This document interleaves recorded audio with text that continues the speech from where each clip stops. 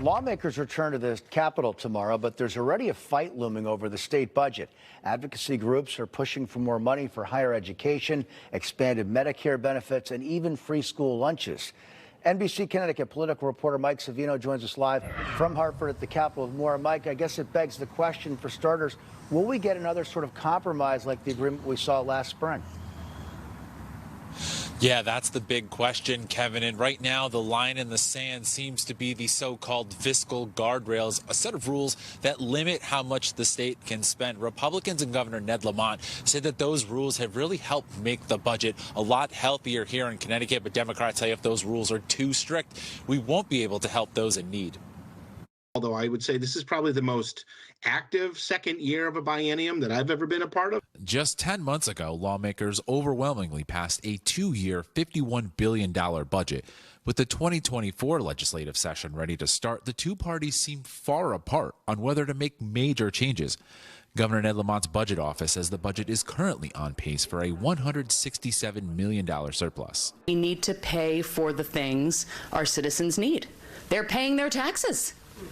They should get their services. Democrats and some of their supporters want to use that money to address various needs, including budget deficits for the University of Connecticut and state colleges and universities, and expanding the Husky Medicaid benefits. Connecticut has the money, but Governor Lamont, are you going to let a silly thing like fiscal guardrails prevent us from spending the billions we have in surplus? But that would mean relaxing fiscal guardrails, a series of rules meant to limit state spending. Those include a cap on how much the state budget can increase and restricting state spending to only 98.5% of tax revenues.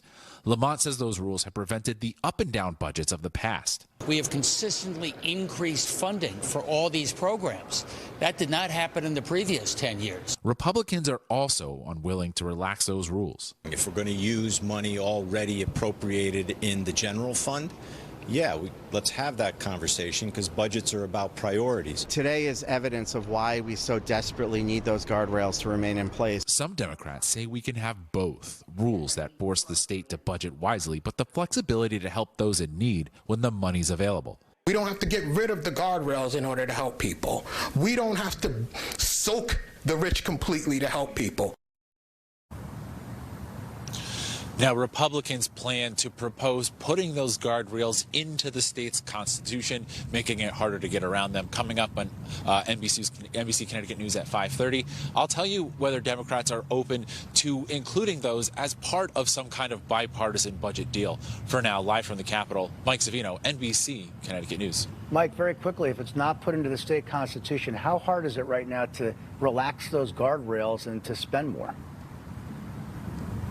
Well, right now, it's entirely up to the legislature on what those guardrails say, how much of a restriction they are. So certainly they can change them if they feel the need to. But again, Democrats say that you need that flexibility if you have the money available to address certain needs.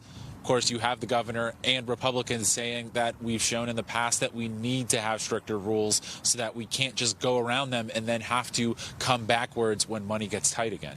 Thanks for breaking it down for us from the state capitol. Mike Savino, our political reporter. Mike, thank you.